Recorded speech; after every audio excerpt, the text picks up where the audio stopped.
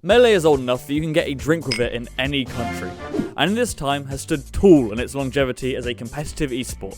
Strides made in the game through discovery of new techniques and mastery of existing ones. All this creativity and excitement without a single patch from the developers. Well, actually there was one patch, but for some reason nobody in the world plays on it for competition. At least not anymore. But why is that? And what made the people who did use it go back to the old after 18 years? Well, as the resident European Melee content creator who's been playing for 8 years, I'm here to tell you the story of the PAL version of Melee.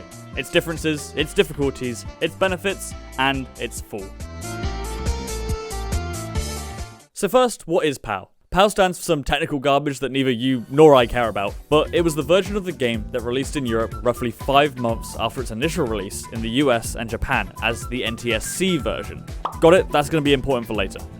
This delayed release also gave the developers more time to make changes to the game that they didn't fully have during its only year-long development cycle.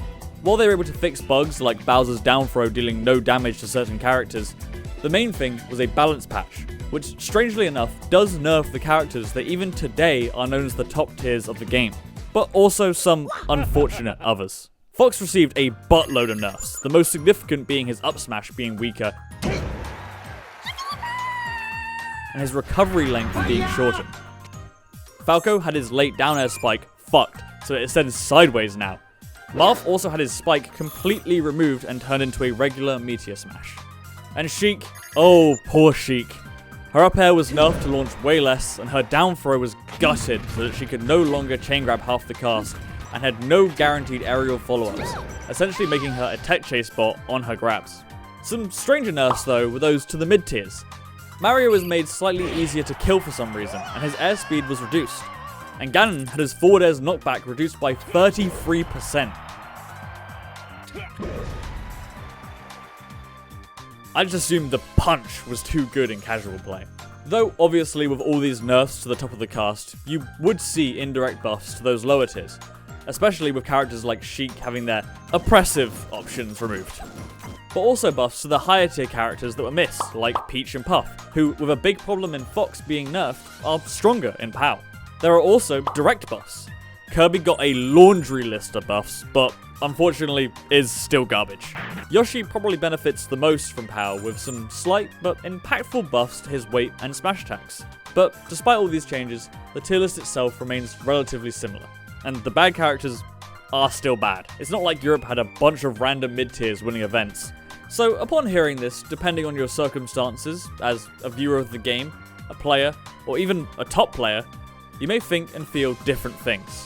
Which leads me into why does the world play NTSC, the version released in Japan and America 5 months prior.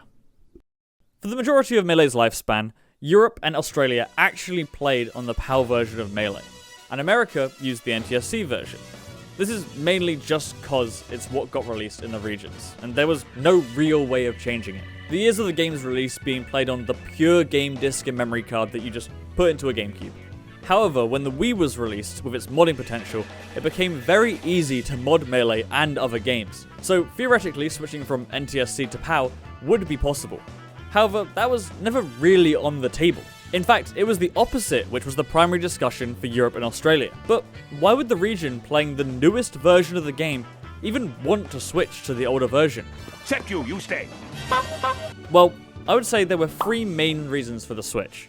Reason number 1 was the homogenization of Melee. There's no other competitive game that runs 2 different versions. As it stands, America would never switch to PAL. It was the bigger region with all the big name players, and they had no reason to ever consider a switch. However, for the rest of the world, it would have to deal with adjusting to the changes in NTSC when they traveled to America for their shot at the big time.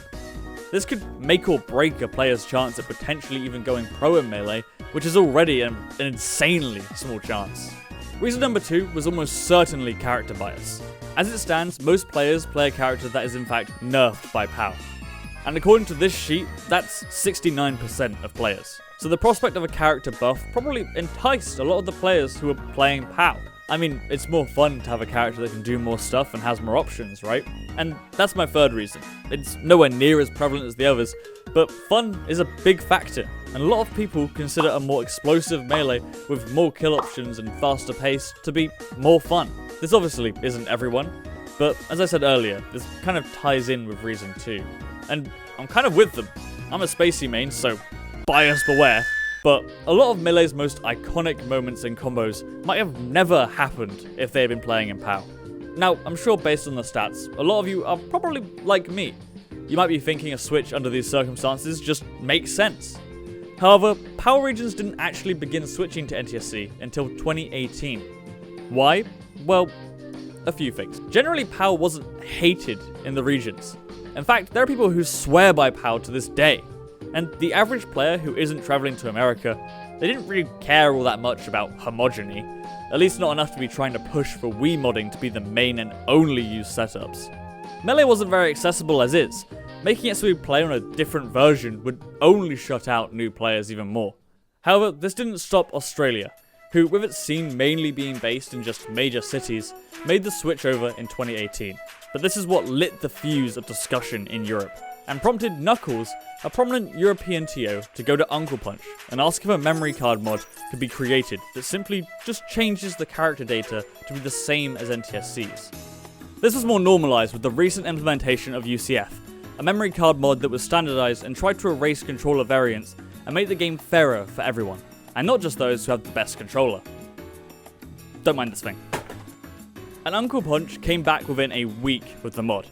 So, Knuckles took the discussion out to the public. Little did he know that he had just started a war. PoW defenders were staunch in their stance.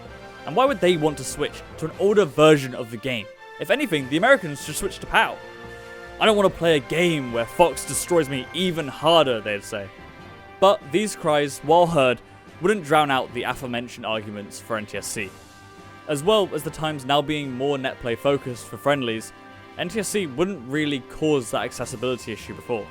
So NTSC would be ran for the first time in Europe at Sector Z in 2019. This would start a snowball.